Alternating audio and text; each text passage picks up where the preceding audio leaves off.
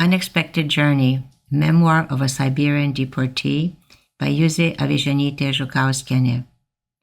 Translated from Lithuanian and narrated by Giedrė Kumpikas, niece of the author, and by Isabelle Kumpikas, the sister of the author. Chapter 33, Unaccustomed Work. The sowing was over. What kind of sowing? Into soil that was somehow scratched out, they poured in seed, according to the plan. Whether it would grow or not, the collective farmers cared little. They would get nothing from it in any case, although the plan had been established beforehand, how many hundredweights a hectare must produce. One day, the chairman and the team leader, having come to the office, began to count whom to send to uproot stumps, to clean the forest clearing for seed corn. They began to count on the stronger women. They came up with 12. Pyotr Osipovich, I addressed the chairman, allow me also to go dig up stumps. After all, it's necessary to know what kind of work it is. The team leader and the chairman were surprised. Having looked at me, glanced at each other quickly. It was surprising for them that I, being able to sit in the office where I earned 1.25 work days, where no physical strength was needed, where no gnats bit me, was asking to go into the taiga to uproot stumps. Because all the ones who were assigned to this work would cry, try to get out of it, beg not to be sent. But here? You don't know what kind of work it is, said the chairman. I don't know. That's why I want to find out if it's really so terrible as the regional chairman threatened you. Next time he comes, you can tell him that I also uprooted stumps. I want to earn money for the taxes. Fine, try it. And it's the plan. We have to enlarge the plot for seed corn. We must enlarge the plots for seed corn, the plan, and the technique, the hands of a few ragged women, some shovels, some axes, and one saw. Do the ones who make up these plans know about this? The next day, I put on my husband's pants. I put on his military shirt. I wrapped my head and neck with a long towel and went to the horse yard. From the new contingent, there were neither Poles nor Lithuanians. Anytime. The local women had put on heavy shirts made of sackcloth and long, straight skirts of the same material, and had also made bands of birch bark to put on their heads, and were waiting for the command. We got 3 axes, 3 saws, 13 people, and that was the whole technique. Led by the team leader, we started through the brushwood of the taiga into the work area. Having gone about 4 or 5 kilometers, we found a clearing with a mound of last year's straw. The women immediately began to cackle like geese. They ran towards the mound and plop, plop, dropped on it to rest. Where did they get their speed from, since going through the taiga they had barely dragged their feet? Hey, you devil broads, you walked a kilometer and already you want to rest? When you get there, yelled the team leader. Don't yell at us. You sit on a horse like Herod. You, of course, don't get tired. You trudge through the taiga together with us, and then you'll know what a kilometer is, yelled all the women at the same time. Sit, Yaroslavna, don't pay any attention to what he's yelling, offered the women to me. I couldn't make up my mind. The straw was damp. Beneath it, the snow hadn't melted. It smelled strongly of mold. Besides, I was afraid that there might be already awakened snakes. Having looked around, I saw a fallen tree not far away. I went and sat down. Come on, girls, that's enough, that's enough. When we get there, urged the team leader a little more gently. When our legs get us there, then we'll get there, threw back the lithe Fonya. After a few kilometers, another clearing with straw. Again, all of them chattering ran to the rotten mound, again the haggling. Well, if we go at this pace, then we won't have time to order lunch at the field camp. The team leader was cleverly manipulating. When they heard the word lunch, they all jumped up and began to march. They stepped lively. The field camp came into view. They all wanted to stop over, but the team leader knew that he would not be able to get them out, so he did not permit it. We turned aside. After a few kilometers, we found a stumpy clearing loaded with fallen trees. This was our workplace. The team leader rode off to order lunch for us. Those who worked so far away from the settlement and did such a hard job were given lunch. 200 grams of bread and soup. and the soup was water with some wheat barley, some garlic leaves, and heavily salted. As soon as the team leader was way off, at once the women sat down again, some on a stump, others on a fallen tree. Of course, they looked to see if there was no curled up snake. I glanced at my watch. It was already 11 o'clock, and we had left at 7.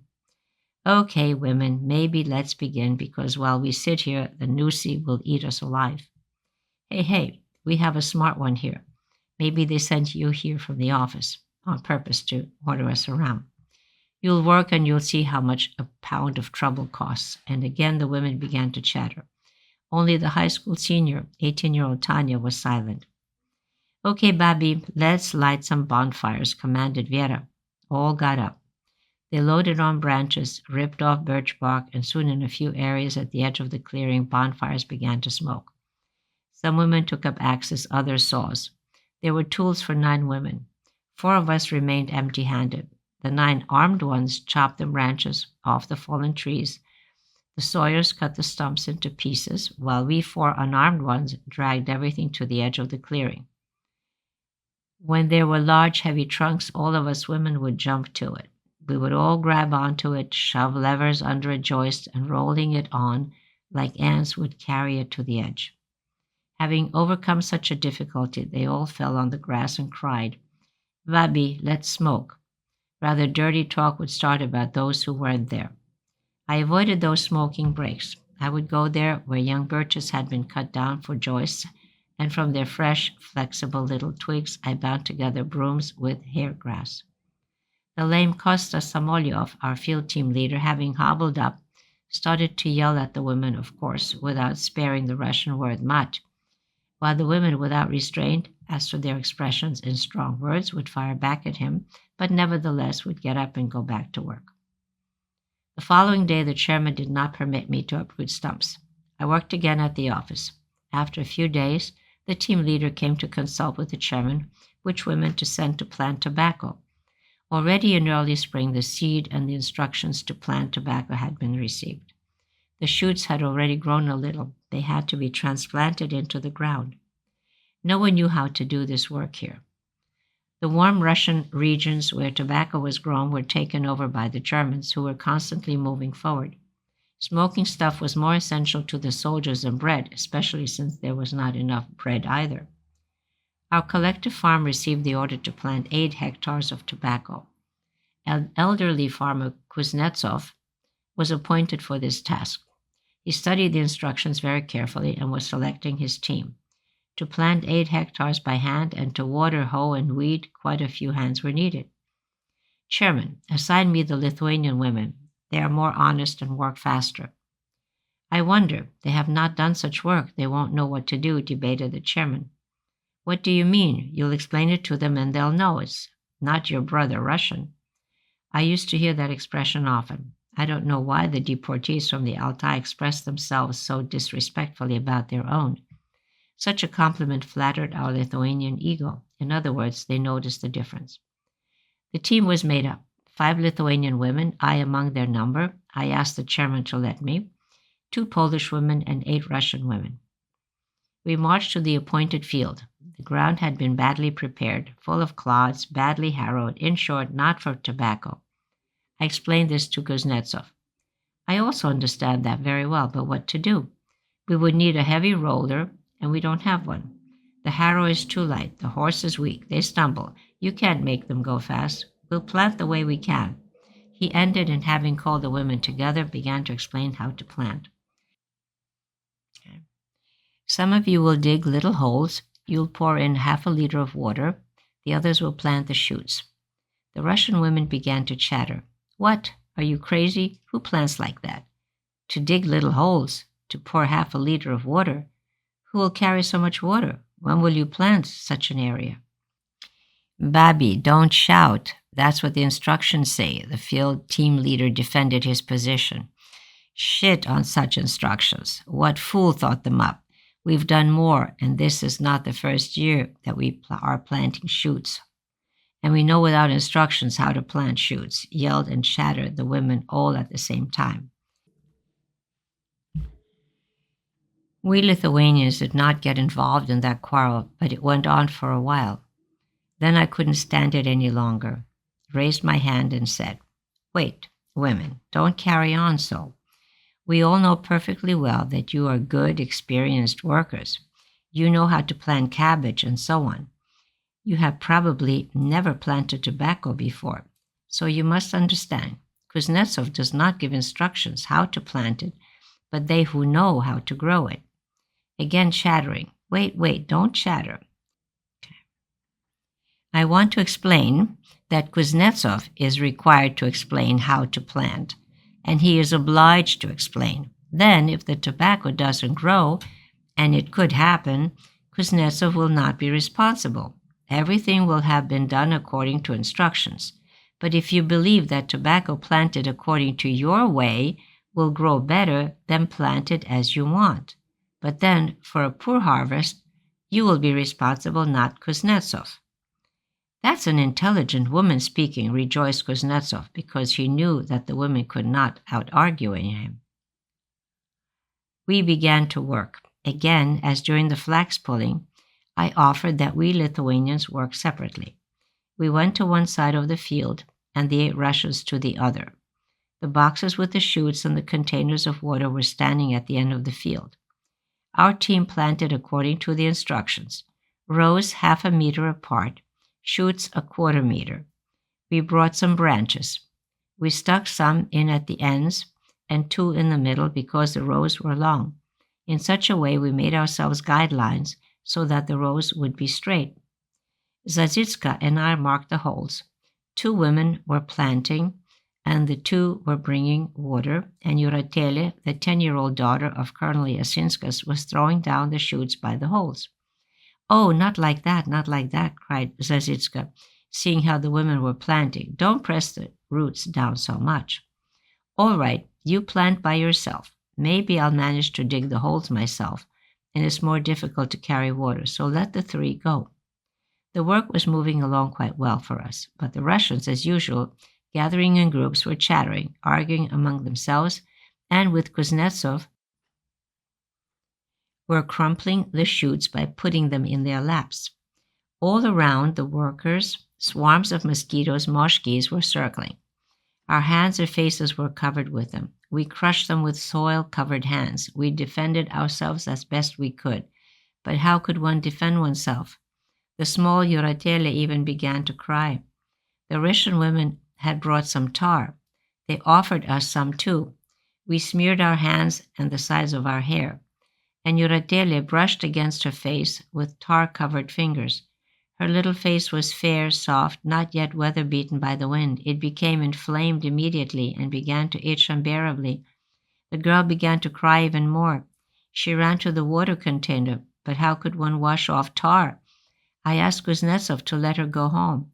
"She could go," he said, "but now it won't help. Her skin will peel off anyway." "Oh, those babi are stupid. They see that her little face is soft, and they let her smear herself with tar." Turning to Yuratele, "Put some damp earth against it. It will go away. This way the moshkis won't bite. Besides, you've worked half a day, and it would be a shame to lose 200 grams of bread." Kuznetsov was advising her considerately. We also had delays in our work. To carry and place the shoots took time. It was not prepared for planting. We Lithuanians finished our norm way before the Russians. They talked while working, had arguments. They planted every which way, paying no attention to the spacing. When Kuznetsov scolded them that they talked more than they worked, Vera jumped and started shouting, "You just look how they planted. Half the field is empty. See what space is in between. They're only ruining the ground." They all shouted and chattered mockingly. "They're even sticking in forks. Bring a ruler." We kept silent. Who could out-argue them? True, they did not watch the rows. They stuck the shoots in whatever way and wherever they could. They planted according to the instructions. "It's too soon to yell. We'll see how it grows," said Kuznetsov. A few mornings we got up at 4 o'clock and ran to water our plantation, and for that we received 200 grams of bread. We only wasted 3 to 4 hours. After some time, the regional agronomist from Tomsk arrived, accompanied by the regional superiors. The area planted by the Lithuanians looked beautiful. Hardly any shoots had perished. And the rose, it was pure beauty. From wherever you looked, from the ends or from the sides, straight or diagonally, everywhere they were even and straight. Here my Lithuanians worked proudly, showed Kuznetsov to everyone.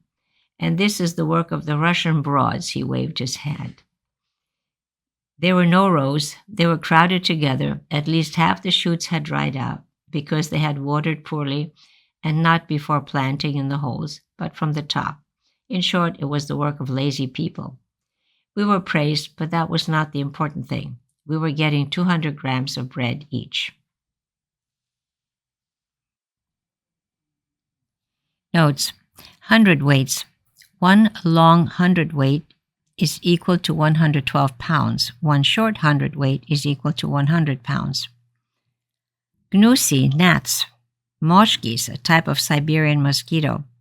Babi, broads, or baba in the singular, pejorative term meaning a tough, aggressive, and insolent woman.